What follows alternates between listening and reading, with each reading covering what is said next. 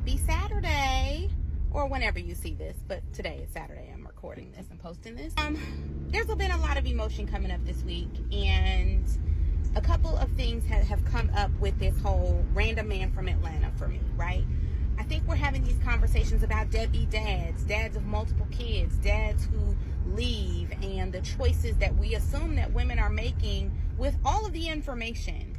And I love Morgan. I think she is a great mom. I love her baby G. She looks so adorable and cute. She looks like she's doing a really good job. And so, Morgan, if you ever see this, and you may never see this, from one mom who has a teenager to you with your baby, you're doing a good job. I'm very proud of you, Mom, doing everything you can.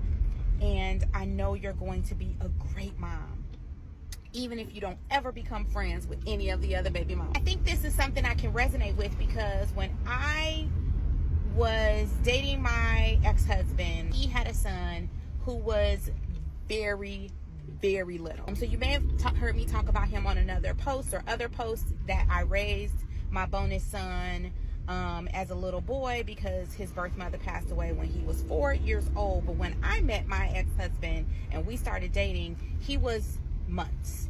He was a few months. My son is the reason why I never dated guys who had children under a certain age, right? So people would be like, oh, I'd be like, that was the first question I asked guys when I started dating again, was, how old are your children?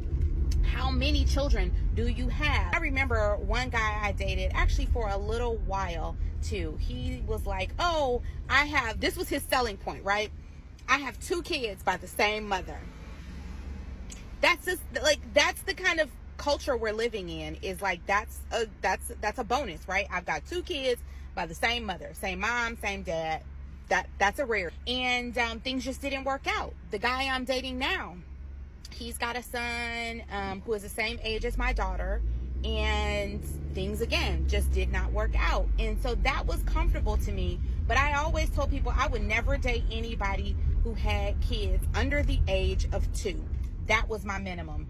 And I figured 2 was still pretty little, because if you think about it, a 2-year-old can't make a phone call and call their dad and tell them what they need, they want. There's still a lot of engagement with the mom. There's still a lot of engagement, quote unquote. There's still a lot of engagement. There's still a lot of conversation. There's still a lot of involvement with the mother.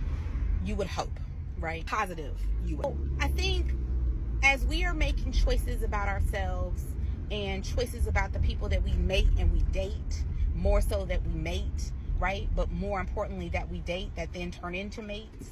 I think it is important that we think about who and what we are, who and what we want, and who and what we don't want. I think as you get older, and I'm in my 40s, I'm very clear on what I wanted this round of dating, right? I was very clear on what I did not want this round of dating. And I can lovingly say I found everything I wanted. I mean, down to the details that I won't go into here, maybe in another video in a later date. But I got what I wanted, and you can get what you want to. You can find love again. You are worthy of love again, and I hope you find it. I hope that helps.